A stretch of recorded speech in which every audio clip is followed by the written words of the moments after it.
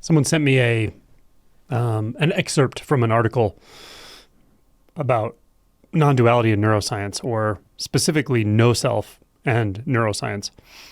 And it was describing essentially a model or paradigm from the standpoint of neuroscience that apparently proves there's no self. And the reason I find it funny is because it's completely conceptual. It's essentially saying, well, your experience of self is a bundle of millions of neurons interacting with one another and neurotransmitters and all this, and you'll never find a self in one of those neurons, right? You'll never find a self in any bundle of neurons. It's just a collection of impulses and so forth. While I'm not going to disagree directly with the relative merit of that argument, I want to make a really simple, fundamental, and important, in my opinion, important statement about this approach. And that is that when it comes to awakening, when it comes to realization, including deeper aspects of realization, non-duality, no self-realization, and so forth, this approach is just essentially useless, in my opinion. And it can even be counterproductive because it's completely conceptual. It's critical to recognize the difference, and I say this a lot, but I'll say it in different ways ongoing because it bears repeating. But there's a world of difference between a conceptual understanding and direct insight. In fact, the critical first insight that I talk about and why I emphasize awakening as an actual event, from the relative perspective, it's an event. From the absolute perspective, it's a non-event. But the reason I emphasize it is exactly this. It's so easy to talk yourself into certain belief systems, whether they come from a materialist scientific point of view, like there is no self, it's just a collection of neurons and neurotransmitters, or it comes from the standpoint of a kind of eternalist view. Oh, everything is consciousness. Consciousness is the source of everything. All matter, or what appears to be matter, is just derived from and appears within consciousness, or however you want to say it. These are both conceptual frameworks. These are not awakening. They're not awakening. They're not realization. And so anytime I have a conversation with somebody who has a sort of scientific skew, or not skew, but a desire to make a scientific model about awakening or realization, or to, one way or another, it's to make a model of it, a scientific model, or to do scientific research on it and so forth. While I don't discount that can have some merit in some aspect of neuroscience, specifically maybe, or behavioral science, it should never, ever be confused with awakening, because it's just not the same thing, not even close. So I want to always be really clear that what I'm talking about is direct insight, and direct insight can come regardless of whether you come from a background of materialism, or idealism, or eternalism, or noism. If you're Buddhist, if you're Theravadan Buddhist, if you're Vajrayana Buddhist, if you're Mahayana, what doesn't matter, right? All of that. Advaita Vedanta, Christian mystic, skeptical, atheist, doesn't matter. None of that matters. Those are all frameworks of belief. That's what those are, right?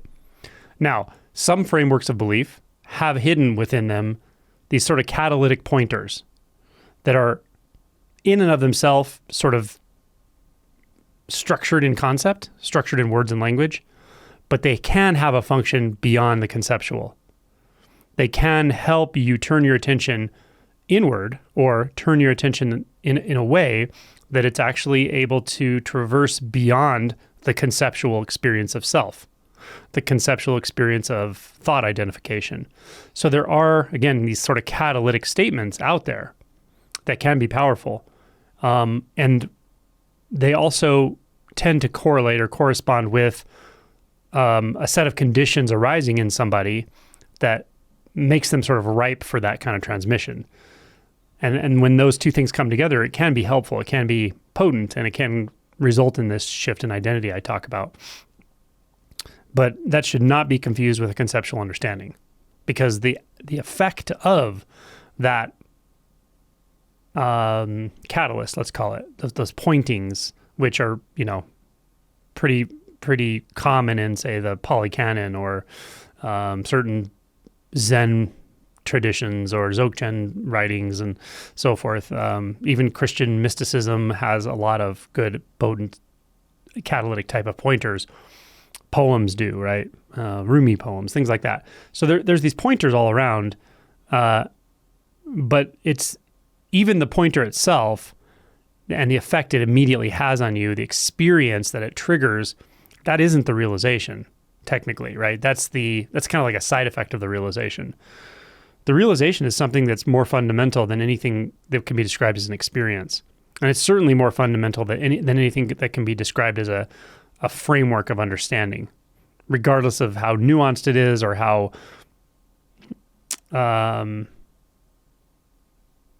radical it is. In a way, it's radical to talk about no self from the standpoint of neurons and all this, but it doesn't matter. It's still just conceptual. So yeah, find what works for you to traverse beyond the conceptual. Find what it is for you that allows you to see that those thoughts, which are structured beliefs, structured understandings, structured frameworks and views, that those are used to house and continue to restructure the sense of a separate self, a thought-based self, a time-based self. When you see that that's what's happening with conceptuality, regardless of the type of conceptuality it is, then you have an opportunity to maybe find out what is it that is so obvious, so clear, so primary, that it's just not contingent upon any of that. Doesn't matter what the beliefs are. And as I've said before, often people who wake up very quickly don't do it through conceptual frameworks at all. Well, no one does it through conceptual frameworks, but I will say some people who have a very sticky relationship with conceptual frameworks can take a longer time to wake up because it takes a while for them to peel themselves off of it. It takes a while for them for it to really dawn what is meant by non-conceptual. On the other hand, some people who don't have that stickiness around conceptual frameworks and maybe have no understanding of, Zen or Dzogchen or Advaita Vedanta or doctrine and so forth, they just don't have an experience with it or even an interest in it. They often wake up faster. Like it or not, that may be really annoying to some people, but it's just what I find. And it's exactly for this reason that we can use our frameworks. We can use our conceptual frameworks, our frameworks that help us to understand neuroscience, frameworks around certain types of spiritual practices and inquiry. We can use those frameworks to keep ourselves asleep. And we do. We use every framework to keep ourselves asleep, so to speak, until we don't, right? So this is just what the point I wanted to make, or the first point. The second point is, I was discussing this with a friend, and there was something about it also that had a kind of feeling of, I don't know, like reading it kind of can transmit this sort of feeling of scarcity or fear or almost like a dissociation or a kind of sense of like, God, I don't want that. That's not what I'm interested in. That's not what I am oriented toward with realization. And my interpretation of why that happens with this kind of writing is this. And it seemed to ring true with the person I was talking to as well. But what it seems like to me is that kind of communication, like writing about no self-realization or no self doctrine, let's say, through this conceptual framework of neuroscience using all concepts, 100% concepts. There's no direct insight there. It itself is dissociative in nature because conceptuality are dissociative in nature. So it's really just the ego that receives that information. And to the degree that we are waking up or awake, that's going to feel like a skew. It's going to feel like a dissociative skew. It's going to feel uncomfortable. It's going to feel unbalanced. It's going to feel unbalanced to the masculine, or let's say unbalanced to the disintegrative. And as we start to intuit a deepening in our realization, we will know what feels distorted to the masculine or feminine, to the integrative or disintegrative, and we'll intuit that there's something off about that. So again, this is why I do recommend people to kind of hone that intuition, to trust their intuition, to trust that if something feels off about a certain teaching, doctrine, or teacher, there probably is something off about it. And you don't even have to figure out what it is, but move in your intuition, move through your intuition, move from your intuition. And if reading something feels like it's triggering in a way that is, in this case, like dissociative, or just doesn't ring true, it may not be that you're having a response to truth. It may be that there's something about the way that is being purveyed that is not in alignment with truth, or at least the deeper, direct understanding or insight of awakening. The other thing that came up with this is that reading this, it does kind of lead one to a conceptual framework that feels very isolated almost, or it's kind of like saying you're not there, but it's saying it from a conceptual framework, from a dissociated framework, which already feels like you're not there. It already feels distanced and numb and out of touch and dysphoric, right? So this just adds to that. This conceptual disintegrative skew. This kind of writing and understanding totally overlooks the intimate aspect of realization, which is critical. And in fact, the first shift, Kensho, the first shift, awakening, although it's not as thorough as the intimacy of non-duality, of non-dual realization, which comes later, probably the most prominent feature, or one of the most prominent features, is the intimacy. That it just you feel so okay. You feel so finally in the right place where you didn't before. You feel like wherever you are is the right place. There's nothing to question it. It's just so simple, and everything is just appearing so naturally. And even if you don't feel like you have a center at this point, there's something in your life that just feels centered. It feels natural. It feels like it's in the right place. It feels home. That's one very, very prominent aspect of the experience of awakening. I'd say another one is a kind of spontaneity and fluidity, which they do kind of dovetail, but the sense that you're just already there, the sense that there's nowhere to try to get to anymore. The seeking for at least a time will be pretty much completely gone. It may come back to some degree for a while, but it won't be like it was before.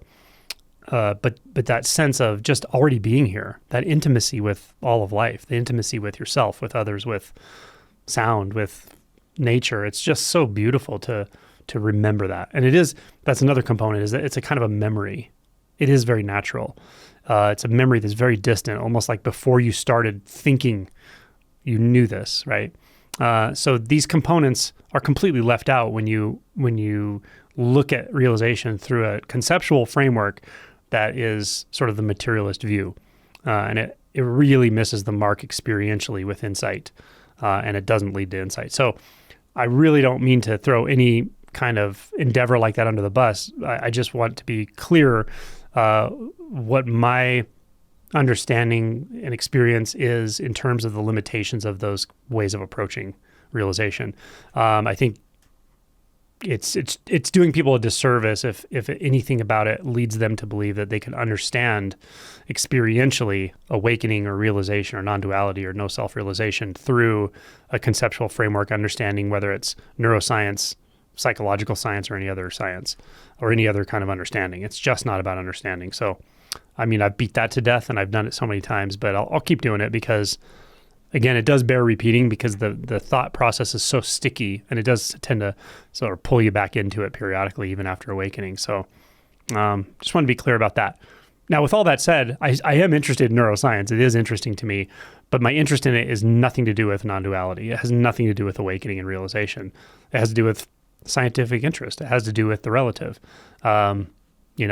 That's it. It is interesting, but it's not awakening. It's not realization. And to mix those two up, is really a disservice to yourself if you're interested in awakening. So this is really good news. You don't have to understand any of that stuff.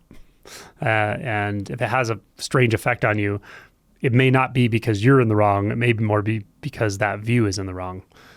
So anyway, I'd be curious people's thoughts on this or their experience with it, but I just like to say that periodically. And and again, I'm not anti-science. I really like science.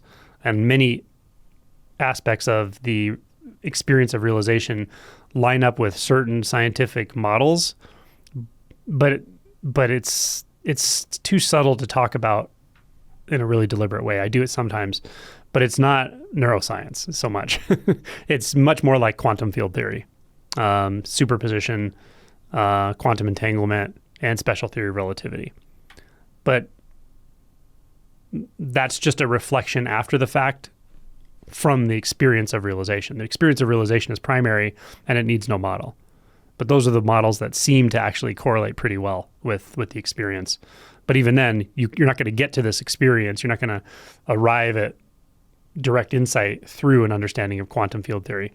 Although there could be some catalysts in there, right? Potentially. So there can be catalysts anywhere, really. But the key is you have to be willing to go beyond the conceptual. And until you're willing to do that, the conceptual world will be your life preserver that you keep throwing yourself.